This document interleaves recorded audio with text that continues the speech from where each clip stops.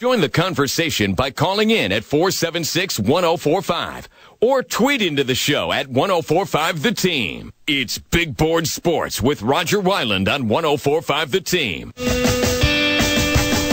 Well, it played out perfectly this weekend for the Albany Empire, and it sets up for a really fun Saturday game against the Philadelphia Soul at the Times Union Center. The head coach is Rob Keefe, and he joins us here on the Monday morning edition of Big Board Sports on 104.5 A Team ESPN Radio. Good morning, Coach. Gentlemen, how we doing? Morning, Good morning, Coach. We're doing great, man. So are you. Congrats on the win Friday night. I did see you get off to a slow start, right? Were you down 14-0 in that game?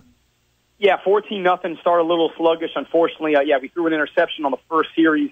And at the end of the day, you find yourself down 14-0, have to claw, have to fight your way back. We were fortunate to get a lot of stops, played the 1-minute drill coming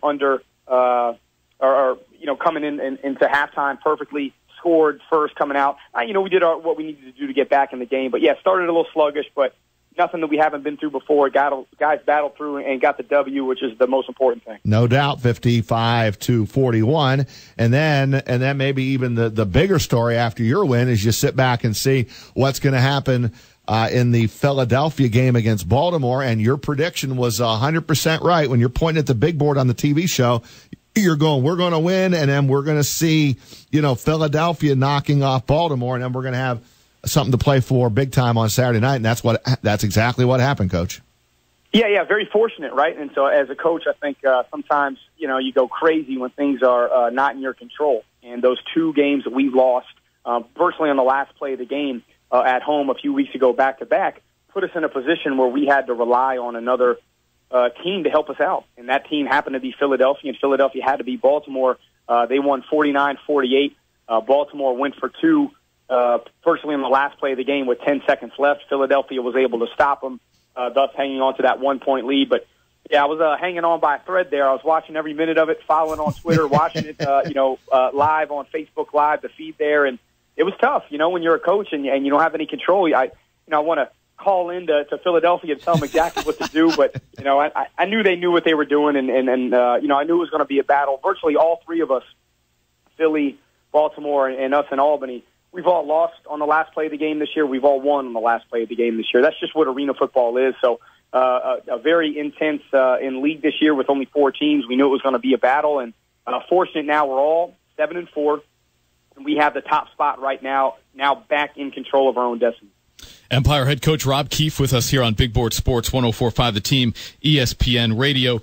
Coach, what do you make of the end of that game and Baltimore electing to go for 2 late, down 1?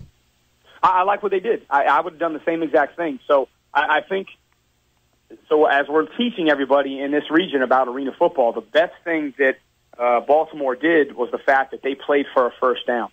And what Philly did, which I was screaming at the top of my lungs in my house here, was when they onside kicked Philadelphia with only 2 timeouts left, they onside kicked past the 10-yard line. Baltimore got the ball at the 12-yard line, which could allow Baltimore to get another first down at the 2. Baltimore played it perfectly. They made Philadelphia use both of their timeouts on first and second down.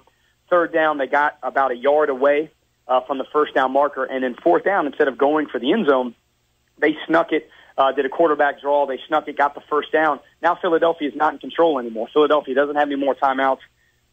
Baltimore could score and then walk off with a 2-point. And that's what you want to do on the road, too. And on the road where you don't want to put it in the referee's hands, you don't want to put it in the opposing team's hands. It's a tough game. You're on the road, crowd noise, all that kind of stuff. Look, at the end of the day, we probably do the same thing with our offense. Go for 2, walk that thing off. But Philadelphia came up with a great stand. I might have said a prayer or 2 on that one, which was great. And, proud that Philadelphia got it and able to help us get back in control. So now I would think going into Saturday, this kind of, you control your own destiny, you win, you're the number 1 seed, and the place should be rocking. I would think perfect weekend here. Saturday kickoff, is it 7 or 6? Double check that. What is it, Coach? What time are you kicking off? You tell me. I just show up. Wherever they tell me to show up. I thought I saw a 6 o'clock kick. 6:07. Yeah. 6:07 kickoff. So block party gets rolling at 4. 6:07 kickoff. And you obviously control your own destiny. It's a Philadelphia team. At the last time you had them in that building, it was 75-74, as I'm sure you vividly remember.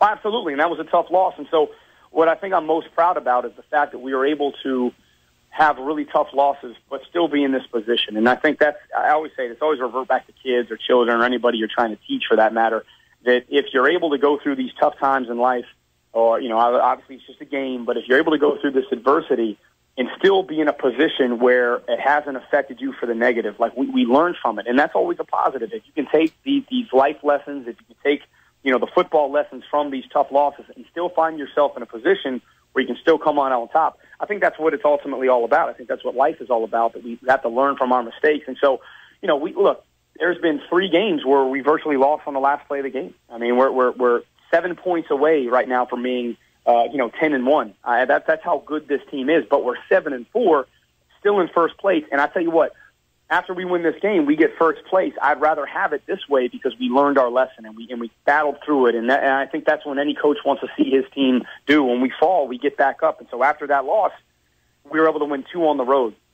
So now coming back home, we have Philadelphia. It's going to be a battle. We 100% know it's going to be. It's going to probably come down to the wire and who manages the clock best and who wants high kicks better and who manages their timeouts and all that kind of stuff and who has the ball last. That's just what it's going to be. So no fitting way to have that, for the last regular season game than at home against Philadelphia. I think it's full circle too how we started the season. I mean, remember what Philadelphia did to us in week 1 where we were such a new team and the quarterback, got here 5 days before. Here we are playing for first place in the last regular season game. I think it's going to be an unbelievable game, and I'm excited for the fans to see it at home. Yeah, I'd be shocked if it's not double digits in the house. I mean, it's got to be 10, 11,000.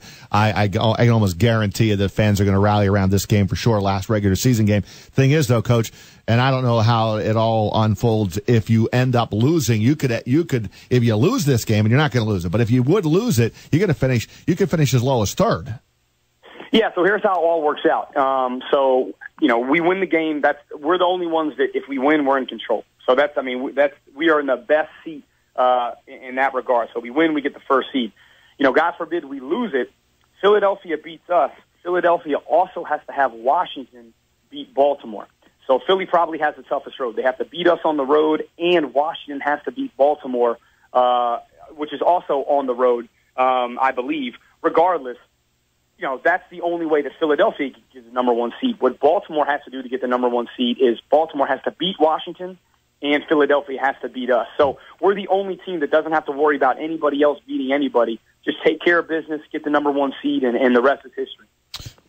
Coach, we know the offense is as explosive as it gets in the league. Grady leads everybody in passing yards, passing touchdowns. The combination of Hills and Jones off the charts. Our boy Michael Benson got back into the end zone. Where is this defense, though? Well, I tell you what, the defense only is going to get better. And so when you say that, well, hey, is it getting worse? Is it getting better? This is the situation. Offenses in this league get better every single week. That's really what it is. So you're seeing the difference of quarterbacks that are really starting to understand their wide receivers. I mean, this is arena football at its finest. When you had, when I was very fortunate enough to play, you had guys that were signing multi-year contracts, 3, 4, 5, maybe sometimes 6-year deals where think about the rapport and the camaraderie between quarterback and wide receiver and offensive line. It's the same grouping. That's why you had scores of 70 to 80, and sometimes even in the 90s, you'd have those scores because everybody's just clicking. Well, now that stuff is starting to happen because we're in the 12th week of the season here, so it's even harder on the defense. So for us, the goal is to get a stop a quarter. That's the goal, to get a stop a quarter, to make sure that we have come out, on top. We probably could have beat Washington, in our opinion, by 2 more scores. We felt like we gave up a 4th down right there, and we, let a pick slip through our hands. But I feel comfortable with our defense. I mean, we have right now Terrence Moore's leading the league in interceptions. Varmasoni, Terrence Moore, and Mario Norman are all at the top 4 in tackles. Joe Sykes leading the league in sacks and forced fumbles. I mean, we have the right guys. It's just a matter of just buckling down when it comes. So we take it to heart. I mean, we take it to heart where we know offenses are getting better, so we got to step our game up, and it's a challenge, especially when you play Philadelphia, as you saw with last game. But we're ready for the challenge, and the defense is going to come to play this week. Only 41 points allowed last week. Yeah. Well, hey, listen. Well, yeah, and we feel good about that, but we always know we can do better, and that's what I love about this. The culture that we have here is expectations are set high, and it's almost like every time we win a game, I have to remind the guys, look, celebrate this victory. Enjoy it. We'll correct the corrections on Monday and Tuesday, but the guys, if it's 41 points that we gave up, they only wanted to give up 28. That's just the kind of, group that we have here. So it's great to see that because they always want more. Coach, keep up the great work. Congrats on the win on Friday, and then some help from Philadelphia, and you're in the exact spot you were hoping to be in on this Monday. Absolutely. Thanks, guys. It's going to be a great one this weekend. Look forward to seeing you soon. All right, thank you, Coach. Appreciate it. Good stuff there, huh? There you go.